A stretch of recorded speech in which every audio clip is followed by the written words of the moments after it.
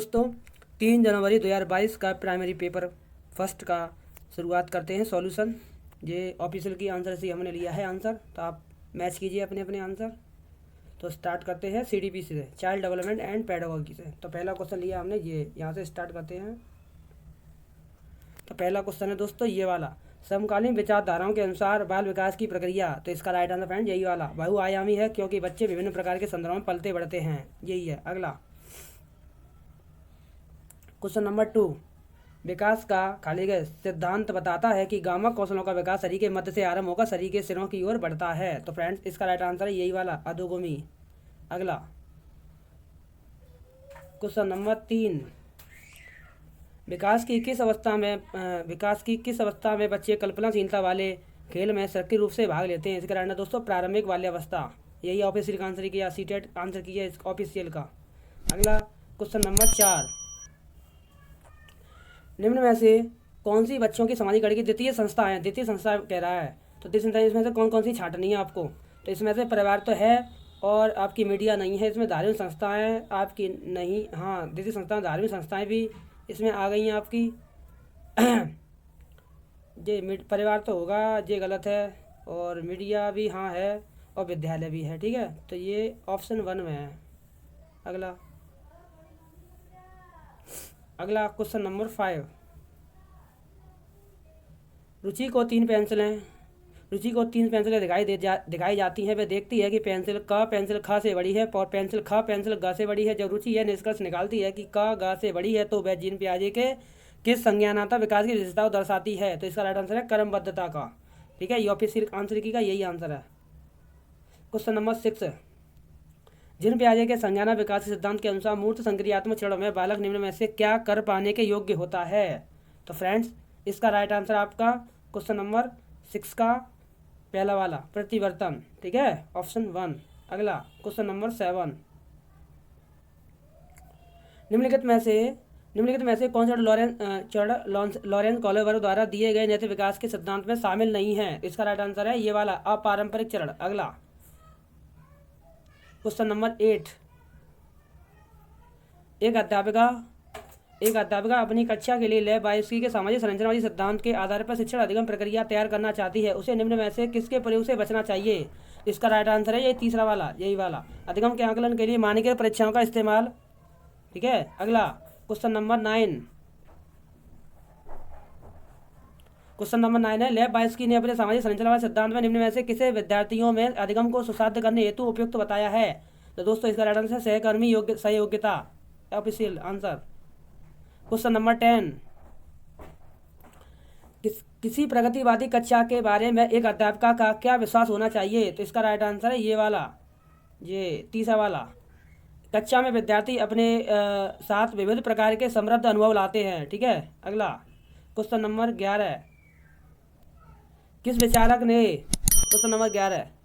ने इस बात को नकारा कि बुद्धि एकल इकाई है और कई पृथक स्वतंत्र बुद्धियों का सिद्धांत प्रतिपादित किया है। किसने किया है, हार्वर्ड गार्डनर ने, ठीक है। अगला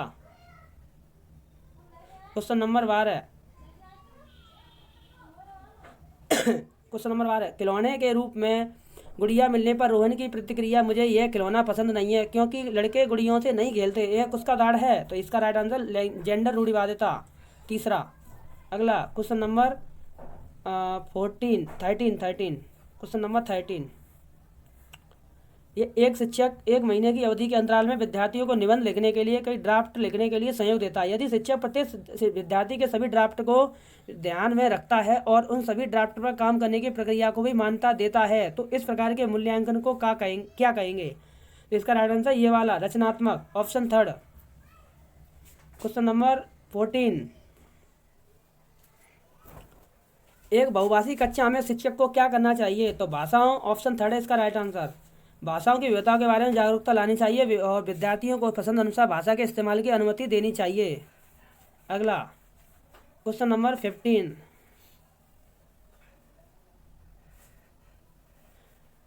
राष्ट्रीय शिक्षा नीति 2020 के अनुसार शिक्षा को खाली गए ऑप्शन दिए हैं, तो ये ऑप्शन दिए हैं, तो इसका राइट आंसर ये वाला, चौथा वाला, यानी चारों ही सही है, ठीक है, देख लेना अपने हिसाब से, पढ़ लेना, आपने पढ़ लिया होगा, चौथा टिक कर लेना, ऑफिशियल आंसर यही है। अगला, पाठ्यक्रम को जल्दी पूरा करने के लिए एक शिक्षिका हमेशा अपने पसंद के की कुछ बच्चों से उत्तर पूछ लेती है। शिक्षिका द्वारा किया गया यह कार्य। क्वेश्चन नंबर 16, इसका राइट आंसर ये वाला, तीसरा वाला, विद्यार्थियों को समान अवसर की उपलब्धता से वंचित करता है, ठीक है। अगला, क्वेश्चन नंबर 17, गुणे वैकल्य से जूझते छात्र के समावेशन हेतु निम्न में से क्या महत्वपूर्ण है। इसका राइट आंसर है तीसरा वाला, पाठ्यांश में मौजूद प्रसंगोचित जानकारी को निष्प्रभ ढकने करने के लिए अतिरिक्त विषय वस्तु को जोड़ देना, ठीक है।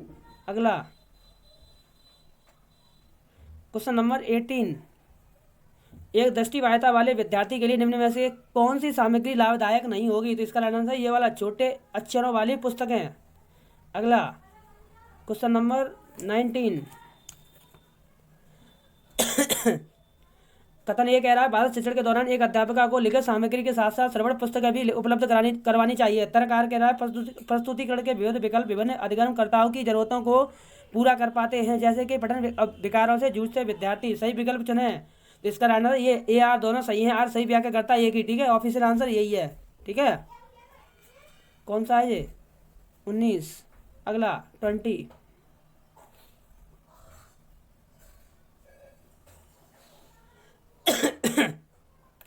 एक सृजनात्मक बालक में निम्न में से कौन से गुण मौजूद होंगे।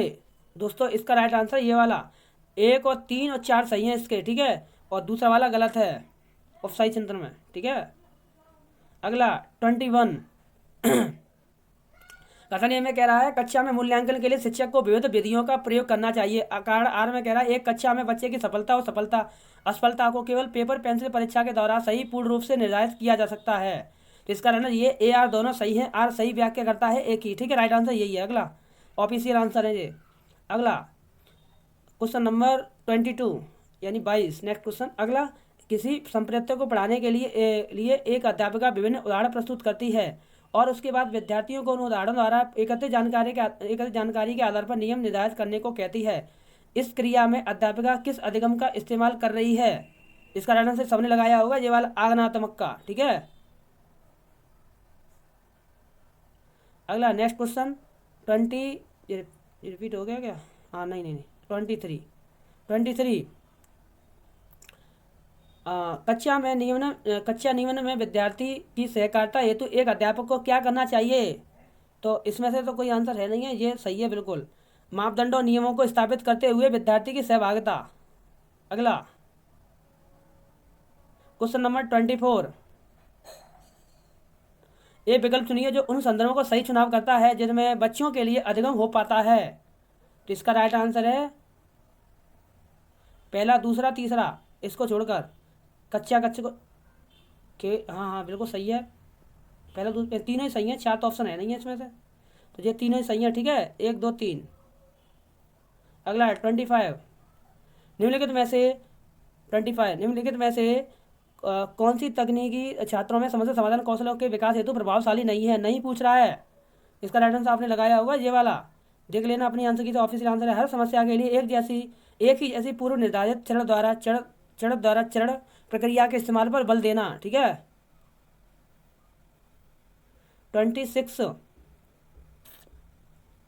निम्नलिखित में से कौन सा एक संरचनावादी कक्षा का उल्लेखन है। इसमें तो कोई है नहीं है।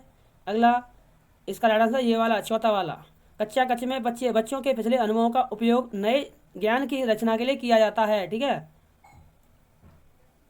27, निम्न में से कौन सी विचारधारा बच्चों के अधिगम में अवरोधक है। तो इसका राइट आंसर आपने लगाया होगा ये वाला, कहा गया, ये अधिगमकर्ताओं को डांट के भय के बिना त्रुटियां करने के लिए मौका मिलना चाहिए।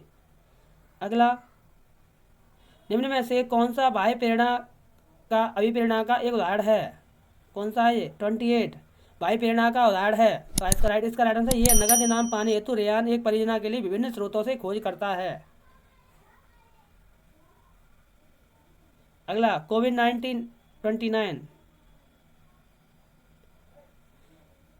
कोविड-19 महामारी के दौरान तनाव ने विद्यार्थियों के प्रदर्शन को नकारात्मक रूप से प्रभावित किया है। यह निम्नलिखित में से किस प्रकार के संबंध को स्पष्ट करता है? संज्ञान और संवेग को। ठीक है, अगला यही लगाया होगा। लास्ट क्वेश्चन सीडीपी का।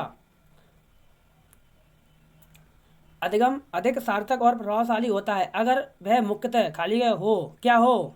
इसका राइट आंसर ये वाला है, क्या मुख्यतः हो? स्वनिर्देशित। ठीक है, चौथा वाला। दोस्तों चैनल में नए हैं, चैनल को लाइक शेयर सब्सक्राइब जरूर करें, क्योंकि यहाँ पर ऑफिशियल आंसर की हर पेपर का मिलने वाली है। ठीक है दोस्तों, तो बहुत बहुत धन्यवाद सभी का जिसने ईमानदारी से हमारा चैनल देखा। ठीक है, बहुत बहुत धन्यवाद सभी का।